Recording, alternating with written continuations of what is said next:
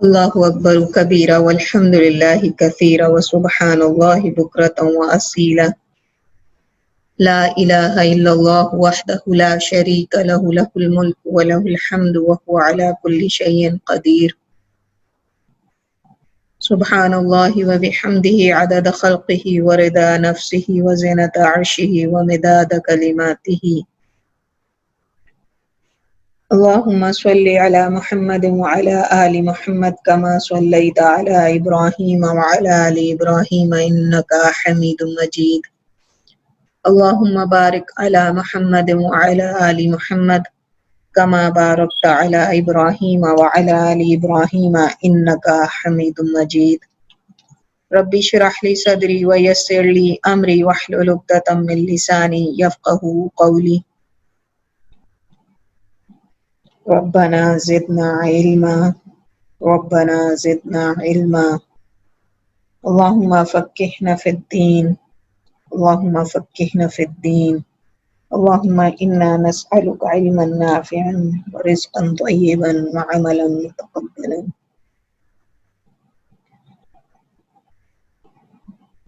Last week ہم نے جو ٹاپک کیا تھا وہ تھا استعاذہ بغیر اللہ، باب من الشرک الاستعاذہ بغیر اللہ. آج انشاءاللہ تعالی جو ہم کرنے جا رہے ہیں وہ ہے باب من الشرک ان یستغیث بغیر اللہ او یدعو غیرہ. ان یستغیث، یہ بھی شرک میں سے ہے کہ غوث طلب کیا جائے غیر اللہ سے یا دعا مانگی جائے، یا دعا مانگی جائے، مدد مانگی جائے، یہ بھی شرک میں سے ہے. باب من الشرک ان یستغیث بغیر اللہ او یدعو غیرہ، شرک میں سے ہی ہے کہ غیر اللہ سے غوث طلب کیا جائے، مدد مانگی جائے یا دعا کی جائے. غوث اور عوض، ان دونوں میں ہی جو مطلب ہے وہ ہے مانگنا، لیکن عوض جیسا کہ ہم نے پچھلی کلاس میں سمجھا تھا کہ شر سے بچنے کے لیے، یعنی شر کے واقع ہونے سے پہلے اس سے بچنے کے لیے انسان جو مدد طلب کرتا ہے یا پناہ طلب کرتا ہے شر سے بچنے کے لیے، حفاظت چاہتا ہے، جو اس کو کہتے ہیں عوض، پناہ مانگنا. اور جو شر واقع ہو جانے کے بعد، کسی کے ساتھ کوئی شر ہو گیا ہے، اب اس کو مدد چاہیے، تو جو شر واقع ہو جانے کے بعد مدد طلب کی جاتی ہے اس کو کہا جاتا ہے غوث. اسی طرح ہم نے عوض کے اندر سمجھا تھا کہ لوز جو ہے وہ بھی عوض کی ایک قسم ہے، لیکن وہ حفاظتی اقدامات کے طور پہ انسان کسی سے مدد لیتا ہے. ابھی اسے کسی شر کا خوف نہیں ہے، لیکن اس کو یہ فیل ہوتا ہے کہ ہو سکتا ہے کہ ایسا کچھ ہو جائے، تو حفظ ما تقدم کے طور پہ کہ پہلے ہی حفاظتی اقدامات وہ اٹھا لے کہ اگر ایسا کچھ ہو میرے ساتھ تو میں نے پہلے ہی اس کا حل بندوبست کیا ہوا ہو، تو اس کو کہتے ہیں لوز. تو یہ عوض ہی کی قسم ہے کہ کسی شر سے پناہ چاہنا.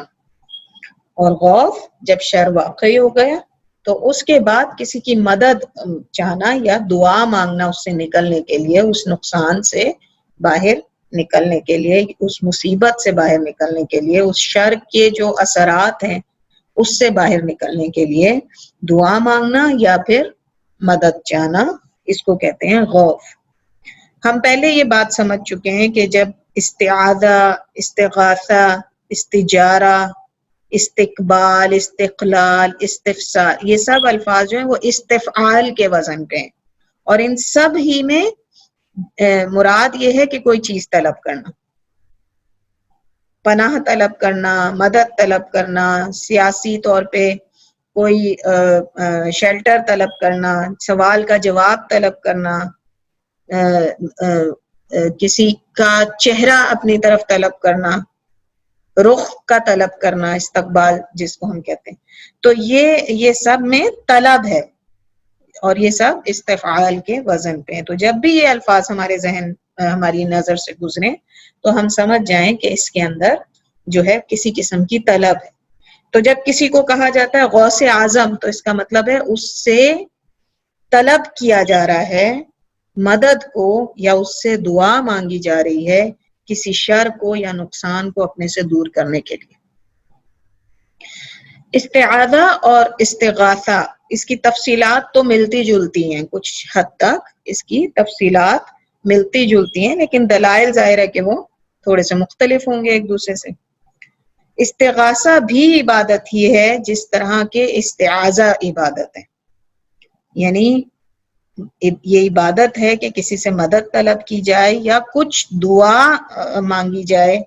کچھ دعا کر کے کسی سے طلب کیا جائے، یہ بھی صرف اور صرف اللہ ہی سے جائز ہے. لیکن جس طرح ہم نے سمجھا تھا کہ استعاذہ کی ایک جائز شکل بھی ہے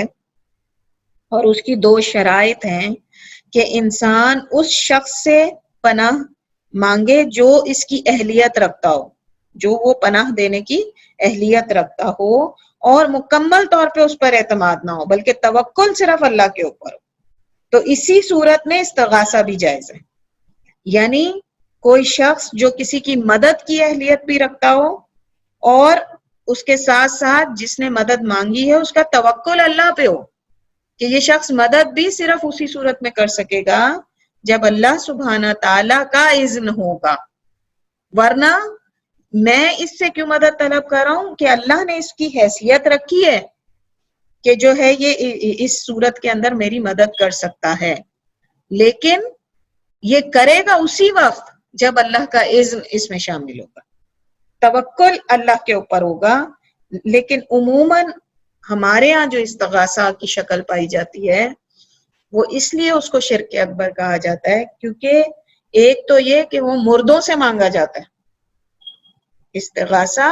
مردوں سے مانگا جاتا ہے، ان سے طلب کیا جاتا ہے، اس لیے وہ سراسر شرک اکبر ہے کیونکہ مردہ تو کسی حال میں کسی کے کسی کام بھی نہیں آ سکتا. ایک مردہ شخص کسی حال میں بھی کسی کے لیے فائدہ مند نہیں ہو سکتا. اور جب بندہ، ہاں یہ ہو سکتا ہے کہ ایک انسان مردہ نہیں ہے لیکن وہ اس مقام پہ موجود نہیں ہے. اب میں یہاں پر ہوں اور فرض کر لیں کہ میری بہن جو ہے وہ دوسرے ملک کے اندر ہے اور مجھے کسی سلسلے میں مجھے اپنی کوئی ڈگری نکلوانی ہے، کوئی جو ہے وہ تعلیمی سند ہے جو مجھے چاہیے، تو اب مجھے پتا ہے کہ اس کے وہاں پہ موجود ہونے اور اس جگہ جہاں سے مجھے وہ ڈگری یا وہ سند چاہیے ہے وہاں پہ اس کا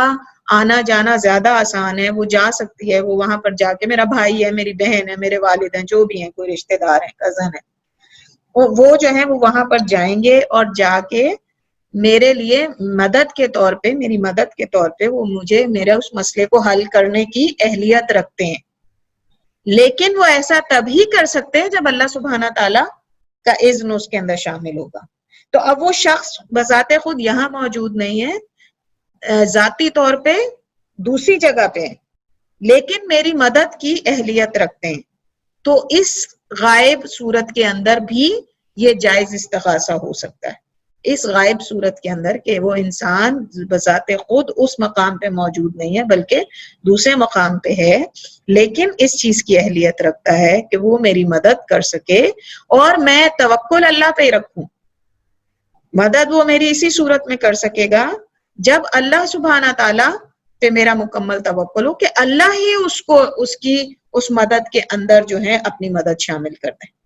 تو وہ میرے لیے فائدہ مند ہو سکتا ہے. تو اس صورت میں بھی استغاثہ جائز ہے، اس صورت کے اندر بھی استغاثہ جائز ہے. ان 2 شرائط، اور بیسیکلی اگر دیکھا جائے تو اصل میں جو روح ہے اس کی وہ اس کے اندر اپنی جگہ موجود ہے کہ اصل توکل اللہ پہ ہی ہے. ہم ان اشخاص کو ایک اسباب کے طور پہ استعمال کریں، ایک سبب کے طور پہ استعمال کریں، اور اسباب میں اختیار اللہ ہی ڈالتا ہے. اللہ سبحانہ تعالیٰ ہی اس سبب کو فائدہ مند یا نقصان دہ بناتا ہے. تو اپنی روح اپنی جگہ ہی موجود رہنی چاہیے. مانگ ہم اللہ ہی سے رہے ہیں، اللہ ہی کے توسط سے اس شخص کے اندر ہم نے دیکھا کہ اللہ ہی نے اہلیت رکھی ہے، اللہ کی اس اہلیت رکھنے ہی کی وجہ سے ہم نے اس سے رجوع کیا ہے. اس کا رجوع کرنا بھی ہم اللہ کے اسباب کو سمجھتے ہیں، اور ہم نے جب اس سے رجوع کیا تو اب یہ یقین ہمارا اپنی جگہ ہی موجود ہے کہ یہ اللہ ہی کے تعلق سے، اللہ ہی کی وجہ سے یہ سب کچھ ہوا ہے، اللہ ہی نے یہ راہ دکھائی ہے، اللہ ہی نے اس شخص کا میرے ذہن میں ڈالا ہے. اب اللہ سبحانہ تعالیٰ ہی اس شخص کا اس مدد کے لیے جو ہے وہ جو پاسبلٹی ہے یا جو اس انسان کی اہلیت ہے اس کو کام میں لے کر آئیں گے.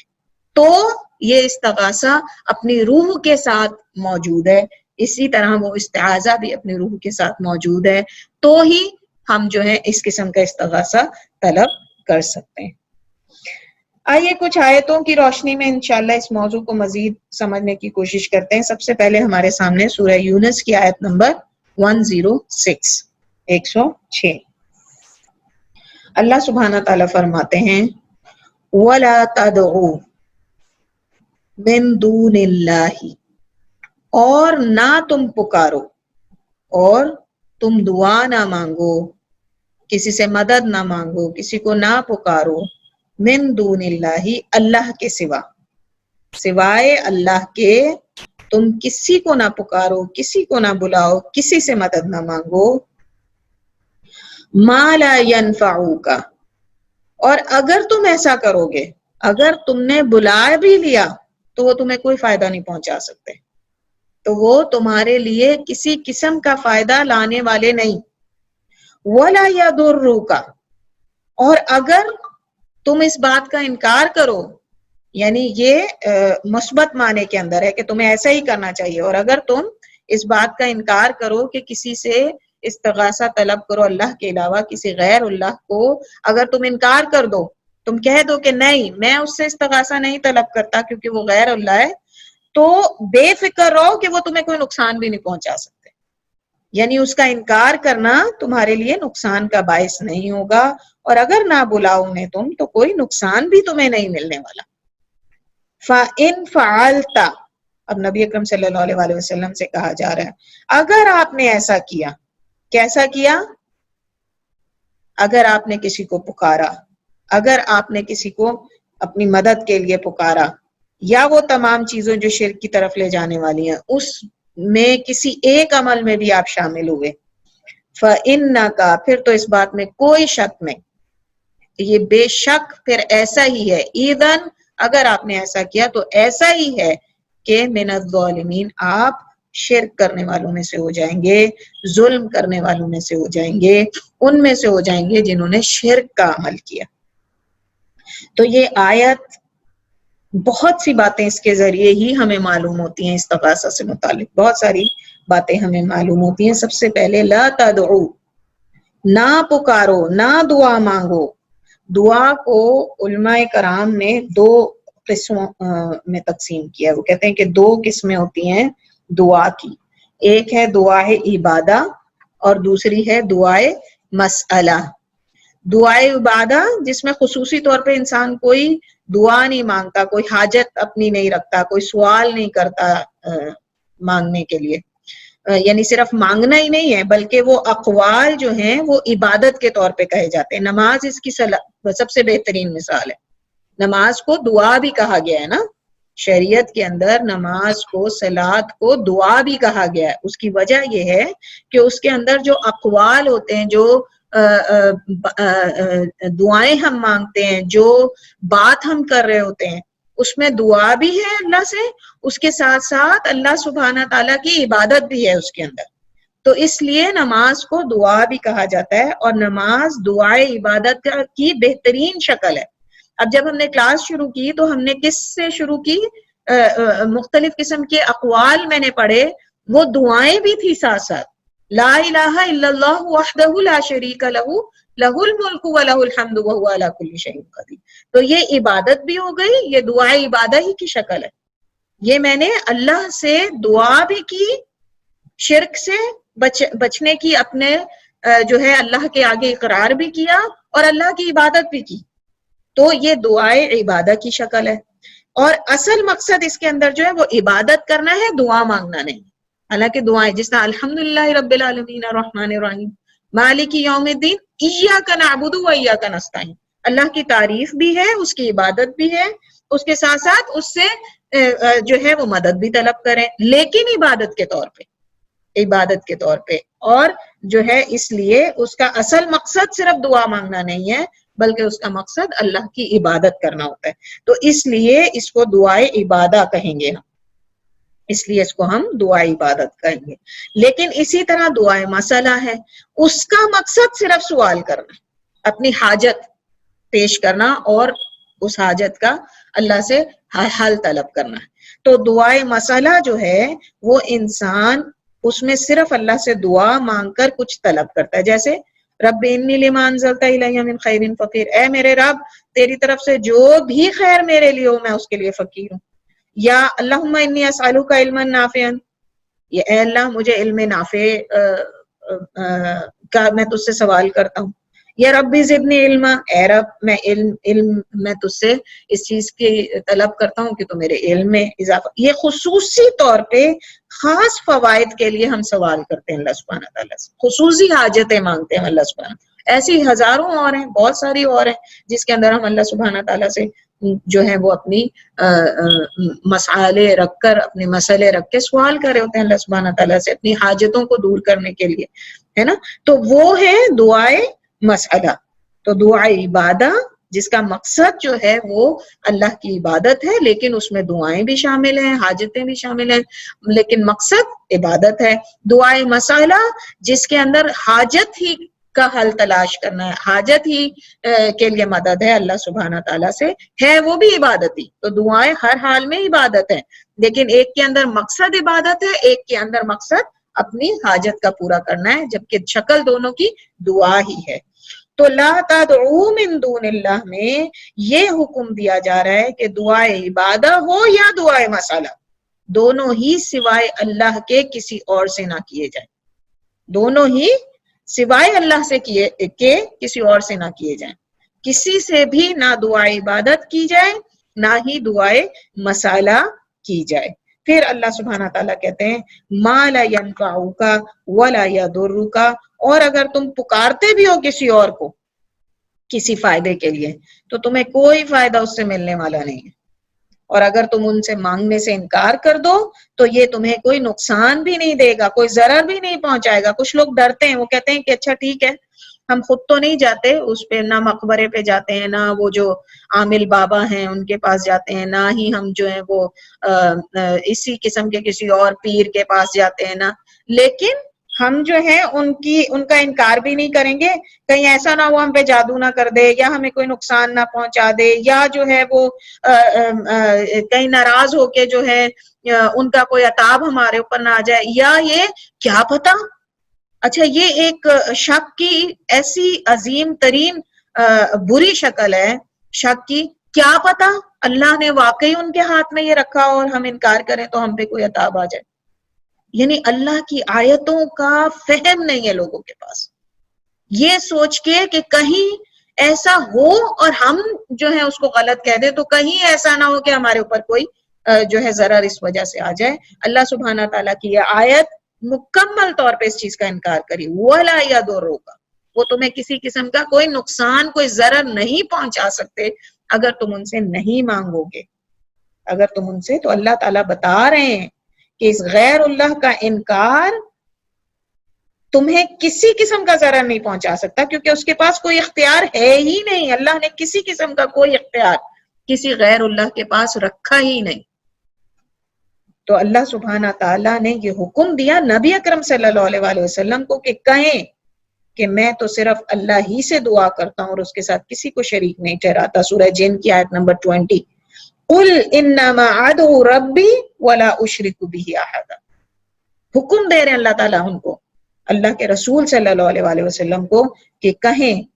کہ میں تو صرف اللہ ہی سے دعا کرتا ہوں، ادعو ربی، بے شک میں صرف اللہ سے دعا کرتا ہوں. یہاں کیا کہہ رہے ہیں وَلَا تَدْعُوا مِن دُونِ اللَّهِ, اور اس کا یہاں پر اقرار کروا رہے ہیں اللہ کے رسول سے. قُلْ إِنَّمَا أَدْعُو رَبِّي, میں صرف اللہ ہی سے دعا کرتا ہوں اور اس کے ساتھ کسی کو شریک نہیں ٹھہراتا. دعا یعنی مدد بھی اسی سے طلب کرتا ہوں اور استغاثہ بھی اسی سے طلب کرتا ہوں اگر کوئی شر میرے اوپر آ جائے تو. پھر اسی کی سورہ جن ہی کی آیت نمبر 21 میں پھر دوبارہ اللہ کے نبی کو حکم دیا جا رہا ہے کہ کہیں قُلْ إِنِّي لَا أَمْلِكُ لَكُمْ ضَرًّا وَلَا رَشَدًا, میں نہ تو نقصان پہنچانے کا مالک ہوں نہ ہی کسی کو کوئی فائدہ پہنچا سکتا ہوں.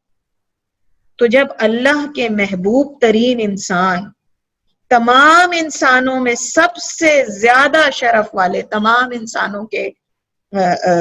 اوپر سب سے اونچا رتبہ رکھنے والے, سب سے اشرف انسان, اپنی زندگی میں یہ کہتے ہیں صحابہ کرام کو کہ وہ کسی کی دعا کو قبول کرنے کی اہلیت نہیں رکھتے.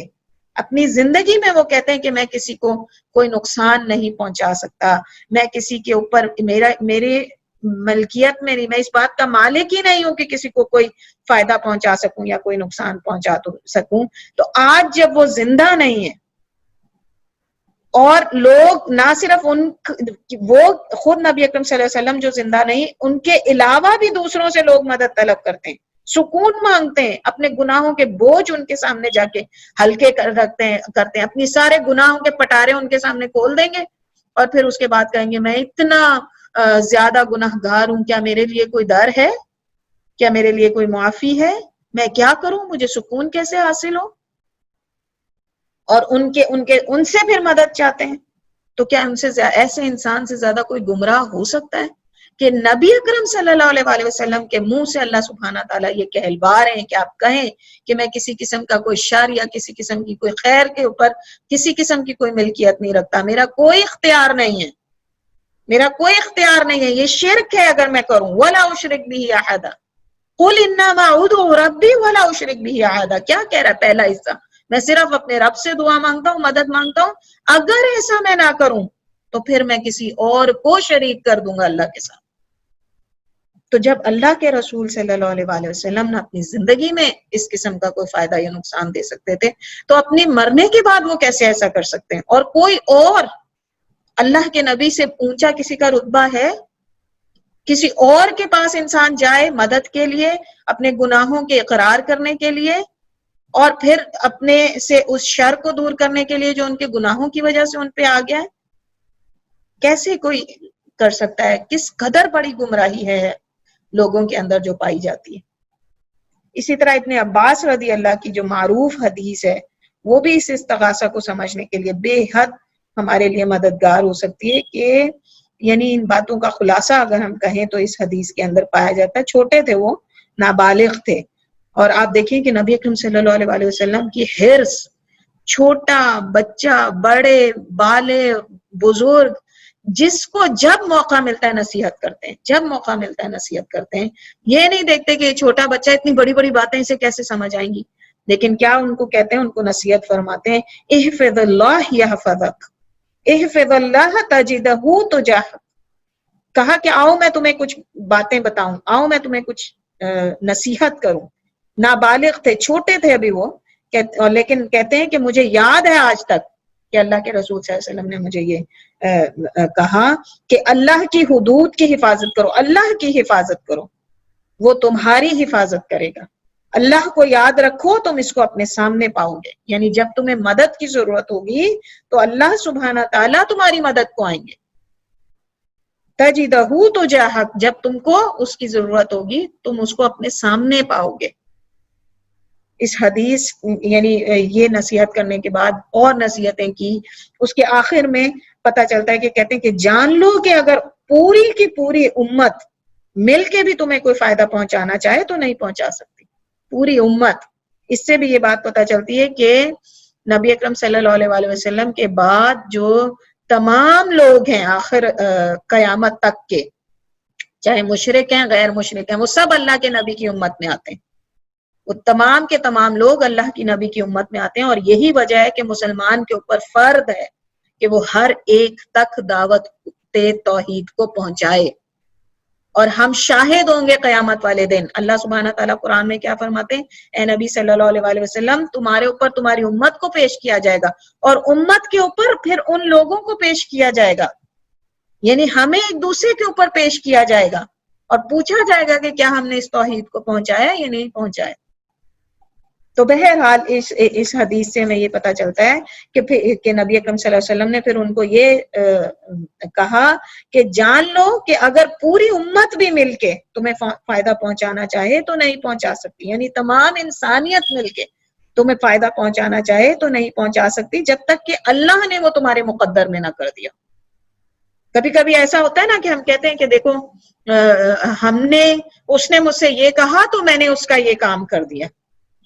میں نہیں کر سکتی تھی یہ کام اس کے لیے، وہ اس لیے ہو گیا کیونکہ اللہ نے اس شخص کے مقدر میں رکھا تھا کہ مجھے سبب بناتے ہوئے کسی کے لیے میں فائدہ مند ہو جاؤں. تو یہ اسی طریقے سے پھر آگے کیا کہتے ہیں؟ اور اگر پوری امت بھی مل کر تمہیں نقصان پہنچانا چاہے تو نہیں پہنچا سکتی اگرچہ کہ اللہ ہی نے تمہارے لیے لکھ دیا ہو. لوگ کہتے ہیں آج امت مسلمہ کے اوپر یہ جو مشرکین ہیں، یہ جو کفار ہیں، یہ جو یہودی ہیں، یہ جو نصارہ ہیں، یہ کیسے حاوی ہو گئے جبکہ اللہ سبحانہ تعالیٰ ہی کے ہاتھ میں ہر چیز. تو اس کی وجہ یہ ہے کہ اللہ سبحانہ تعالیٰ نے وہ شر، وہ ضرر لکھا تھا ان کے ہاتھوں امت کے لیے، امت کی کوتاہیوں کی وجہ سے، امت کے اپنے مقصد سے ہٹ جانے کی وجہ سے. اس امت کو اللہ سبحانہ تعالیٰ نے کس لیے اٹھایا؟ خیر امت کے طور پہ. تو اگر یہ ان تک پہنچا ہے یہ شر، اگر یہ ان کے ہاتھوں ان کی جو چالیں کامیاب ہوئی ہیں، اگر اس امت کو ضرر پہنچا ہے ان چالوں کی وجہ سے، تو اس کی وجہ یہ تھی کہ اللہ نے اس امت کے مقدر میں وہ لکھا. غزوہ احد کتنی بڑی مثال ہے، اللہ کے رسول موجود تھے بیچ میں، ان کی ایک انسٹرکشن کو فالو نہیں کیا، ان کی ایک بات کو نہیں مانا اسی طرح جس طرح سے کہا گیا. اور کون تھے وہ؟ صحابہ کرام تھے. تو ضرر پہنچا اس لیے کہ اللہ نے مقدر کر دیا تھا. یہ الگ بات ہے کہ اس کے بعد غزوہ احد کی جب تفصیلات سورہ آل عمران میں اللہ تعالیٰ دیتے ہیں تو پھر آگے تسلی بھی دیتے ہیں کہ یہ اس لیے تھا، امت کے لیے جو شر ہوتا ہے وہ ہمیشہ اس لیے ہوتا ہے کہ وہ اس سے سیکھیں، اور پھر اللہ تعالیٰ جو ہے معاف کر دیتے ہیں، کیونکہ کوتاہیاں تو ہر انسان سے ہوتی ہیں. تو ایمان لانے والے جب یہ کوتاہی کرتے ہیں اور اس پہ شرمندہ ہوتے ہیں تو اللہ سبحانہ تعالیٰ پھر ان کو معاف بھی کر دیتے ہیں اور اس کوتاہی کو ان کے لیے ایک لرننگ لیسن بنا دیتے ہیں. مستقبل میں پھر ایسا نہ کرنا، مستقبل میں پھر ایسا نہ کرنا اور اپنی اس غلطی سے سیکھتے ہوئے اس سے بچنا. تو اگر پوری امت، پوری دنیا کی انسانیت مل کے کسی ایک شخص کو، یعنی آپ سوچیں ذرا کس قدر کہ سارے انسان مل کے صرف ایک شخص کو بھی نقصان یا فائدہ نہیں پہنچا سکتے جب تک کہ اللہ نے ہی نہ لکھ دیا. تو اس سے ہمیں یہ بات پتہ چلی کہ اللہ سبحانہ تعالی کے اذن کے بغیر کوئی کسی کے لیے مسبب بھی نہیں بن سکتا. پھر اسی طرح سورہ یونس کی جو آیت ہم سمجھ رہے تھے، اس کے آخر میں اللہ سبحانہ تعالیٰ فرماتے ہیں فَإِن فَعَلْتَ فَإِنَّكَ إِذًا مِّنَ الظَّالِمِينَ. فَإِن فَعَلْتَ فَإِنَّكَ إِذًا مِّنَ الظَّالِمِينَ. اور اگر تم نے ایسا کیا ہے محمد صلی اللہ علیہ وآلہ وسلم کہ اللہ کے سوا کسی کو مدد کے لیے پکارا تو بے شک تم مشرک ہو جاؤ گے. اور ہم قرآن میں جگہ جگہ یہ بات سمجھ کے جا چکے ہیں کہ جیسے سورہ لقمان کی آیت میں ان الشرک ظلم عظیم، کہ شرک، وہاں پر جب انہوں نے یہ آیت سنی تھی صحابہ نے تو کہا کہ کون ہے ہم میں سے جو ظلم نہیں کرتا، تو نبی اکرم صلی اللہ علیہ وسلم نے اس کی پھر کیا شرح بتائی تھی کہ یہاں پہ جو ظلم عظیم ہے وہ شرک کو کہا گیا. اسی طرح یہاں پہ جو من الظالمین ہے وہ مشرکین کے لیے، کہ وہ شرک کرنے والوں کے لیے. تو ظلم ہم سمجھ چکے ہیں کہ ان افعال یا اقوال کے ساتھ کہ جو صرف اللہ کے لیے ہیں، اگر اس کے ساتھ کسی اور کو شریک بنایا جائے تو تب یہ ظلم شرک کے معنی دیتا ہے. تو یہاں پر بھی نبی اکرم صلی اللہ علیہ وآلہ وسلم کو کہا گیا کہ اگر انہوں نے بھی اللہ کے سوا کسی دوسرے سے مدد مانگی تو وہ بھی مشرکوں میں سے ہو جائیں گے. سبحان اللہ، ہم کیسے مسلمان ہیں اس معاملے کو اتنا آسان اور سہل لیتے ہیں. عجیب معاملہ ہے ان لوگوں کا، اسپیشلی جو نبی اکرم صلی اللہ علیہ وسلم کو ان کی قبر پہ جا کے پکارتے ہیں، ان سے مدد مانگتے ہیں. اور اکثر لوگوں کو میں نے دیکھا کوئی عمرے پہ جا رہا ہو، کوئی حج پہ جا رہا ہو تو یہ میری طرف سے جا کے ان کے کبوتروں کو ڈال دینا اور نبی اکرم صلی اللہ علیہ وسلم کو میرا سلام پہنچانا اور ان سے میرے لیے یہ کہنا، اعوذ باللہ، شدید گمراہی۔ اچھا پھر اسی طرح سے مردہ بزرگوں کو غوث اعظم، غوث پاک کے نام دیے جاتے ہیں۔ یعنی قرآن سے کس قدر گمراہی ہے انسانوں کی، اور ہم کس قدر آرام سے بیٹھے ہوئے کہ ہم لوگوں تک قرآن کی یہ ایک آیت کس قدر، یعنی کس قدر عظیم، قرآن کی تمام آیتیں ہی عظیم ہیں، لیکن اس ایک آیت سے کتنا کلیئرلی یہ بات پتہ چل جاتی ہے کہ کس قدر گمراہیاں جو ہمارے یہاں پائی جاتی ہیں ان کو دور کرنے کے لیے ایک یہ آیت ہی خود دلیل ہے پوری کی پوری۔ اور سبحان اللہ، جو یہ کرنے والے ہیں وہ دعویٰ اللہ اور رسول کی محبت ہی کا کر رہے ہوتے ہیں، چاہتے ہیں وہ اللہ اور رسول کی محبت ہی ہیں، صرف یہ کہ ان کی ڈائریکشن غلط ہے اور وجہ یہی ہے کہ قرآن سے دوری ہے۔ اگر قرآن کو سمجھ لیں، اللہ نے کہا کہ یہ قرآن جو ہے ہر قسم کی ہدایت کا سبب ہے، انسان کی ہر مشکل کا حل ہے، تو قرآن سے دوری ہے۔ قرآن کو نہیں سمجھیں گے، ادھر سے سنا ادھر سے سنا، کسی کو دیکھ لیا اس کی کوئی حاجت پوری ہو گئی، سمجھ لیا کہ ہاں یہی درست ہے، کوئی تحقیق نہیں کی، کوئی پوچھا نہیں جا کے، کوئی جاننے کی کوشش نہیں کی، اللہ کے نبی کی سنت سے جاننے کی کوشش نہیں کی۔ تو اللہ سبحانہ تعالیٰ ہم سب کو اس گمراہی سے بچائے اور ان کی بھی ہدایت کا ہم سبب بھی بنے، اور اللہ تعالیٰ ان کو مختلف طریقوں سے جہاں سے بھی ان کی ہدایت ہے اللہ سبحانہ تعالیٰ ان تک پہنچائے، آمین۔ تو فَإِن فَعَلْتَ میں ایک اور بہت اہم بات سمجھنے کی یہ ہے کہ جب فعلتا کہا گیا تو قول اور عمل دونوں ہی اس میں شامل ہو گئے، یعنی کوئی کسی کے دربار پر تو نہیں جاتا دعا مانگنے، مگر کسی کی عزت اسی طرح کرتا ہے کہ جس طرح لوگ اس کو غوث اعظم کہتے ہیں۔ تو فار ایگزامپل اگر ہم جس کو غوث اعظم کہا جاتا ہے جن بزرگ کو، اگر ہم ان کا نام کوئی نہیں لیتا، فار ایگزامپل کوئی ہمارے سامنے ذکر کر رہا ہے کہ میں غوث اعظم کے پاس گیا، انا للہ و انا الیہ راجعون، میرے ذہن سے نکل گیا ان کا نام کیا، ان بزرگ کا جن کو غوث اعظم کہا جاتا ہے،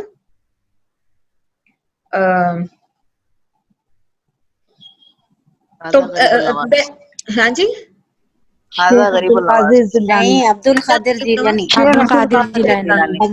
جیلانی۔ اچھا عبد القادر جیلانی کو کہا جاتا ہے۔ تو بے شک عبد القادر جیلانی جو ہیں وہ بہت عظیم بزرگ گزرے، انہوں نے اسلام کے لیے کام کیا، اللہ سبحانہ تعالیٰ ان کے درجے بلند فرمائے۔ لیکن اگر میں بھی عبد القادر جیلانی کو غوث اعظم ہی کہوں کسی کے سامنے، صرف اس لیے کہ اس کا دل نہ ٹوٹ جائے، تو میں نے قولی طور پہ اس کے شرک میں شامل ہوں۔ مجھے ان کو عبد القادر جیلانی رحمت اللہ علیہ کہنا ہے، میں اس شخص کا دل رکھنے کے لیے یا اس شخص کو جو ہے محسوس نہ ہو، اس کو ایسا نہ لگے کہ میں بزرگوں کی عزت نہیں کرتی، تو اس لیے میں بھی ان کو غوث اعظم ہی کہوں، نعوذ باللہ، تو اس کا مطلب ہے کہ میں قولی طور پہ اس کے اندر شامل ہو گئی۔ فَإِن فَعَلْتَ کی تفسیر کے اندر قولی اور فعلی، جو کرنے والا ہے، جو ان کو غوث اعظم سمجھتا ہے اور ان سے جا جا کے دعائیں مانگتا ہے اور حاجتیں پوری کروانے کی کوشش کرتا ہے، اس کے اور مجھ میں کوئی فرق نہیں رہا اگر میں نے اس شخص کے سامنے اس چیز کا انکار نہ کیا، اگر میں نے اس شخص کے سامنے ان کو غوث اعظم اسی لیے کہا۔ تو جس طرح میں نے آپ سے کہا، لوگ کہتے ہیں جا کے میرا سلام نبی اکرم صلی اللہ علیہ وسلم تک پہنچا دینا یا ان سے دعا مانگانا، قولی فعلی دونوں ہی اس کے اندر شامل ہو گئے، چاہے عملاً کیا ہو یا نہ کیا ہو، دونوں صورتوں میں یہ شرک ہے، دونوں صورتوں کے اندر یہ شرک ہے۔ یہ دیکھیں گن کے 15-16 الفاظ ہیں، لیکن کس قدر عظیم شان اس کی تفسیر ہے اگر انسان اس ایک آیت پہ غور کرنے بیٹھے تو بہرحال فَإِن فَعَلْتَ میں ہر وہ شے شامل ہے جو شرک کی طرف لے جاتی ہے، دعا کا کرنا، مدد کا طلب کرنا، پناہ کا مانگنا، ہر شے اس کے اندر شامل ہے۔ تو اللہ کے رسول صلی اللہ علیہ وسلم سے کہا جا رہا ہے کہ اگر تم نے ایسا کچھ بھی کیا تو وہ شرک میں شامل ہے، یعنی اللہ کے رسول صلی اللہ علیہ وسلم، نعوذ باللہ، ان سے ہم سوچ بھی نہیں سکتے کہ وہ شرک کا کوئی عمل کر سکتے تھے، کبھی آپ صلی اللہ علیہ وسلم بھی شرک کر سکتے تھے، لیکن اللہ سبحانہ تعالیٰ ان کو کہہ رہے ہیں کہ اگر آپ نے انسان ہونے کے ناطے، بشر ہونے کے ناطے، اگر کبھی آپ، بعض علماء کہتے ہیں کہ بشر ہونے کی وجہ سے یہ ممکن بھی تھا کہ وہ کسی ایسے عمل میں مبتلا ہو جاتے، خاص طور پہ اس لیے ان کی توجہ دلائی گئی اس کی طرف، جس طرح ہم دیکھتے ہیں نا کہ جب مشرکین آئے اور آپ صلی اللہ علیہ وسلم سے کہا کہ 1 سال ہم آپ کی عبادت کرتے ہیں، 1 سال آپ ہمارے بتوں کی عبادت کریں، ہم آپ کے اللہ کی عبادت کرتے ہیں، 1 سال آپ ہمارے بتوں کی عبادت کریں، اور آئے ایک میوچل اس کے اوپر آ جاتے ہیں، تو نبی اکرم صلی اللہ علیہ وسلم نے کہا کہ میں تمہیں بعد میں جواب دوں گا. اور یعنی اس کے اندر اس چیز کا امکان تھا کہ آپ صلی اللہ علیہ وسلم چاہتے تھے کہ کسی طریقے سے کسی میوچل اس کے اوپر آ جائیں، تو اللہ سبحانہ تعالیٰ نے فوراً لکم دینکم ولی دین، کہ نہیں تمہارے لیے تمہارا دین، ہمارے لیے ہمارا دین، کوئی ایگریمنٹ، کوئی میوچل انڈرسٹینڈنگ کا کوئی ایگریمنٹ ہو ہی نہیں سکتا، تم ہم سے الگ ہو، ہم تم سے بالکل الگ. تو اللہ کے رسول صلی اللہ علیہ وسلم، یا جس طرح سورہ عباسہ کا ہم وہ دیکھتے ہیں شان نزول کیا ہے کہ ایک صحابی آتے ہیں، لیکن آپ صلی اللہ علیہ وسلم کی حرص یہ ہے کہ یہ نان مسلمز کسی طریقے سے جو ہے وہ دین کی طرف آ جائیں، تو اللہ تو سبحانہ تعالیٰ نے فوراً سرزنش کی. تو اس چیز، تو کچھ علماء کرام کہتے ہیں کہ یہاں پہ اللہ کے رسول صلی اللہ علیہ وسلم کو اس بات کی طرف توجہ دلائی جا رہی کہ کہیں جانے انجانے میں بھی آپ کے منہ سے کوئی ایسی بات بھی نہ نکل جائے، کوئی ایسی، اس چیز کا تو کوئی تھا ہی نہیں امکان کہ آپ شرک کی کوئی عمل کرتے، اس چیز کا تو کوئی امکان نہیں تھا، لیکن جانے انجانے میں آپ کے منہ سے کوئی ایسی بات نہ نکل جائے. آپ کو پتہ ہے یہودیوں کا کتنا غلبہ تھا، اتنے طاقتور تھے معاشی طور پہ، اور ویسے بھی اس قدر ان کا معاشی طور پہ، معاشرتی طور پہ کس قدر ان کا غلبہ تھا. آج ہم بھی کہتے ہیں نا کہ اچھا چلو کوئی نہ کوئی ایسی کنڈیشن پیدا کر لیں کہ اس کے اندر کم از کم وہ ہمارے لیے نقصان دہ نہ رہیں، تو کوئی ایسی بات بھی آپ صلی اللہ علیہ وسلم کے منہ سے نہ نکل جائے. تو اللہ سبحانہ تعالیٰ نے ان کی توجہ دلائی یہاں پر خاص طور پہ اس آیت کے ذریعے کہ کہیں تم ان کا بھروسہ جیتنے کے لیے کوئی معمولی سی غلطی کا بھی ارتکاب نہ کر بیٹھو ہے نبی اکرم صلی اللہ علیہ وسلم، تو تم سے معاف نہیں ہوگا اور تمہارے تمام اعمال تباہ و برباد ہو جائیں گے. یہ اللہ کے رسول صلی اللہ علیہ وسلم سے اللہ سبحانہ تعالیٰ مخاطب ہے. اور اسی لیے ہم دیکھتے ہیں کہ جس طرح نبیوں سے اگر کوئی لغزشیں ہوئی بھی ہیں، ویسے تو ہمارا ایمان ہے کہ تمام انبیاء اور رسول معصوم ہیں، یہ ہمارا ایمان ہے. کسی مسلمان کا ایمان مکمل ہی نہیں ہوتا اگر وہ انبیاء اور رسول کو معصوم نہ مانے اور غلطیوں اور خطاؤں سے، یا کہنا چاہیے کہ گناہوں سے پاک نہ سمجھے، تو ہمارا ایمان مکمل نہیں ہوتا. ہمارا ایمان ہے اس بات کے اوپر. اور اسی لیے اللہ سبحانہ تعالیٰ نے جب نبیوں سے، حضرت یونس سے غلطی ہوئی، فوراً اللہ سبحانہ تعالیٰ نے ان کی سرزنش کی. نبی اکرم صلی اللہ علیہ وسلم نے ماشاءاللہ انشاءاللہ نہیں کہا، فوراً ان کی سرزنش ہوئی، اس لیے کہ یہ وہ نہ جانتے ہوئے جو ان سے لغزشیں ہوں گے. ورنہ کوئی نبی جان بوجھ کے کسی ایسے عمل کے اندر مبتلا ہوگا، ہم اپنے دل میں اس بات کی کوئی گنجائش رکھتے ہی نہیں کہ اس بات کے اوپر ہم یقین رکھیں. تو بہرحال اسی طریقے سے اس ٹاپک سے ریلیٹڈ اگر ہم دیکھیں تو سورہ عنکبوت کی آیت جس میں اللہ سبحانہ تعالیٰ فرماتے ہیں ان الذین تعبدون من دون اللہ،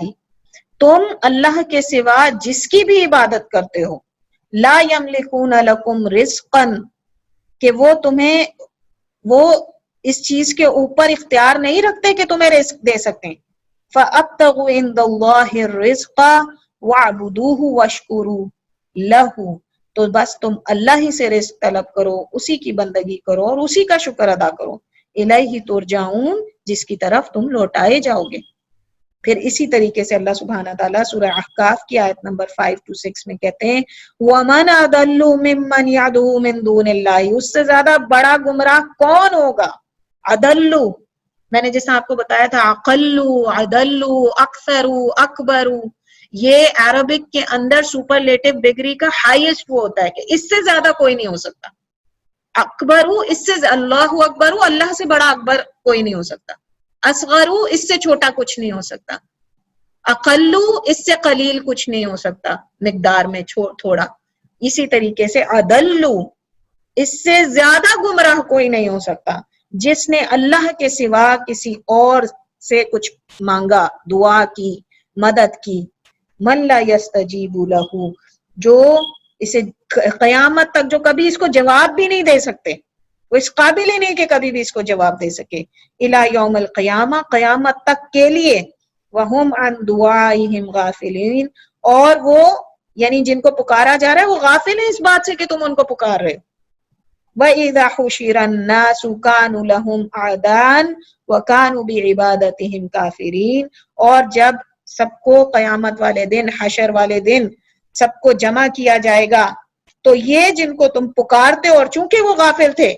اگر انہیں معلوم ہوتا نا کہ تم ان کو پکارتے ہو تو وہ انکار کرتے اس بات کا، تمہیں روکتے اس چیز سے، لیکن چونکہ وہ غافل تھے اور تم ان کی غیر موجودگی میں ان کے ساتھ یہ عمل کرتے رہے، تو قیامت والے دن وہ انکار کر دیں گے. اعدان، تمہارے دشمن ہوں گے وہ، اور اس بات سے انکار کریں گے کہ یہ جو ہماری پرستش کی گئی یا ہمیں دعائیں ہم سے مانگی گئیں، اس سے ہم انکار کرتے ہیں، ہم نے ان کو نہیں کہا تھا اے اللہ. پھر اسی طریقے سے سورہ نمل کی آیت نمبر 62 میں اللہ سبحانہ تعالیٰ فرماتے ہیں اَمَّن يُجِيبُ الْمُضْطَرَّ اِذَا دَعَاهُ وَيَكْشِفُ السُّوءَ وَيَجْعَلُكُمْ خُلَفَاءَ الْأَرْضِ، جب کوئی تم میں سے جو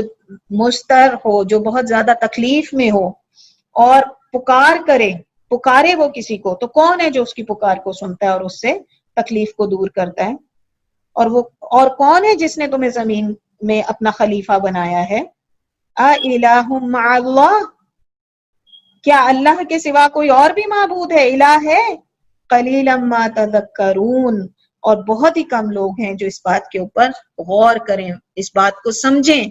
کہ اللہ کے سوا اگر کوئی کسی کو پکارتا ہے تو کوئی دوسرا اس کی تکلیف دور کرنے کے قابل ہی نہیں، نہ کر سکتا ہے. اور اس زمین کے اوپر تم کیوں ہو؟ کیونکہ اللہ نے تمہیں اپنا خلیفہ بنا کے یہاں بھیجا، اللہ نے تمہیں تخلیق کیا. تو کچھ لوگ ہیں وہ نبی اکرم صلی اللہ علیہ وسلم سے استغاثہ طلب کرنے کے لیے یا نبی اکرم صلی اللہ علیہ وسلم سے دعا مانگنے کے لیے ایک حدیث کو دلیل بناتے ہیں. بہت ہی معروف حدیث ہے، طبرانی کی ہے. وہ کہتے ہیں کہ نبی اکرم صلی اللہ علیہ وسلم کے زمانے میں ایک منافق تھا جو کہ مسلمانوں کو بہت تکلیفیں دیا کرتا تھا. تو صحابہ کرام نے ایک دوسرے سے مشورہ کیا کہ چلو نبی اکرم صلی اللہ علیہ وسلم کے پاس جاتے ہیں، اور کہا جاتا ہے، علماء کرام کہتے ہیں کہ یہ جو مشورہ تھا یہ دراصل حضرت ابو بکر صدیق رضی اللہ کی طرف سے آیا تھا کہ چلو ہم سب مل کے جاتے ہیں اور نبی اکرم صلی اللہ علیہ وسلم سے کہتے ہیں کہ وہ جو ہے کچھ کریں اس منافق کی تکلیفوں سے بچنے کے لیے، جو ہے ہمارے لیے کچھ کریں، ہم ان سے مدد مانگتے ہیں جا کے. تو جب وہ گئے اور انہوں نے جا کے نبی اکرم صلی اللہ علیہ وسلم سے یہ بات کہی تو نبی اکرم صلی اللہ علیہ وسلم نے فرمایا اِنَّهُ لَا يُسْتَغَاثُ بِي،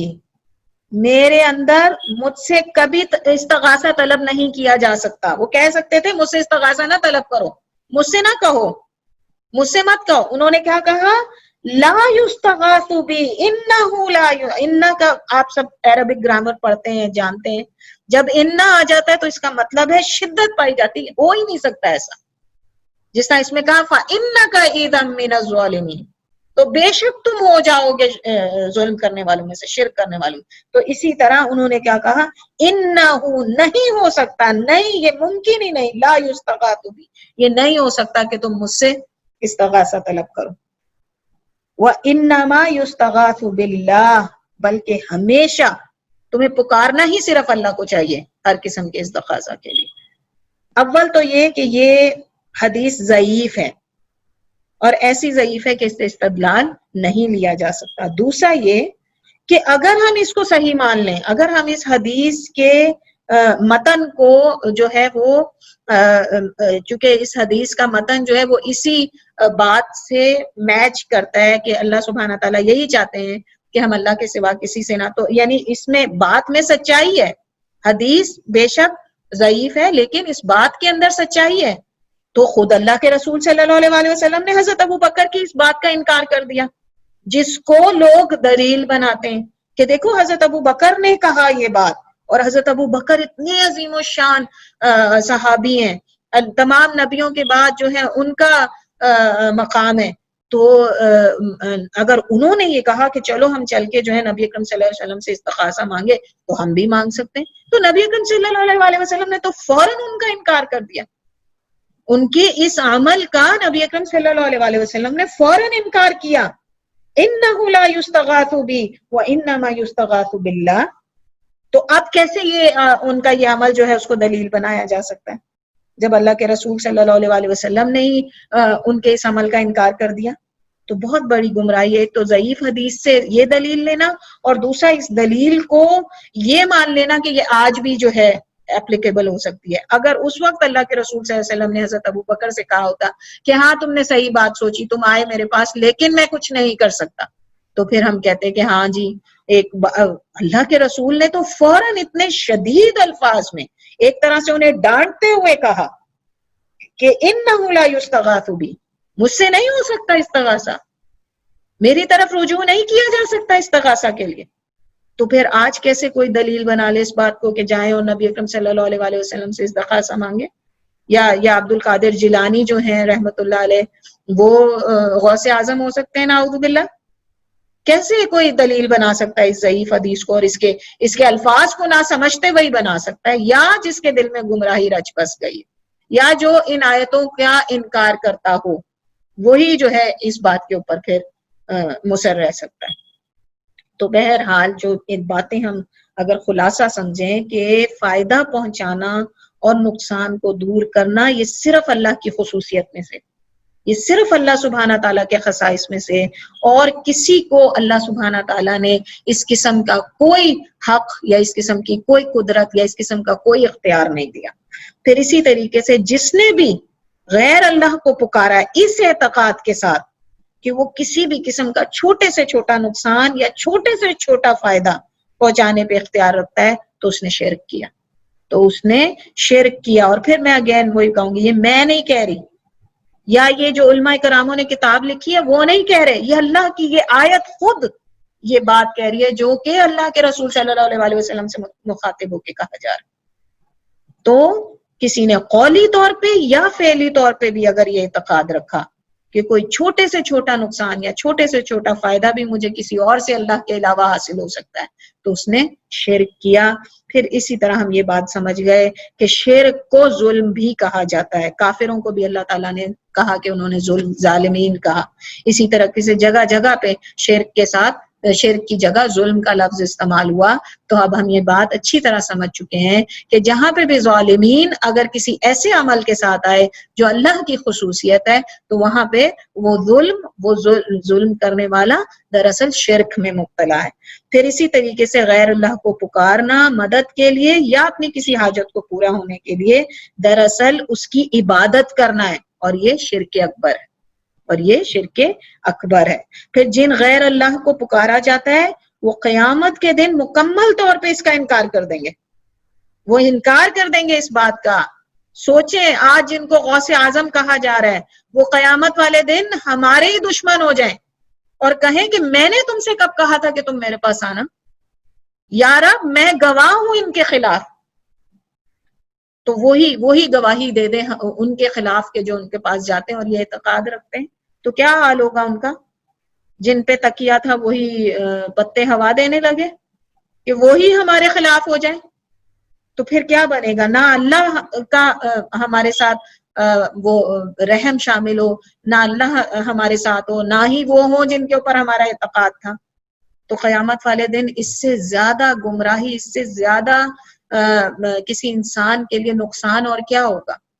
اس سے زیادہ اس کے لیے شرمندگی کا مقام اور کیا ہوگا؟ پھر اسی طریقے سے اگر کوئی انتہائی نیک اور برگزیدہ شخص بھی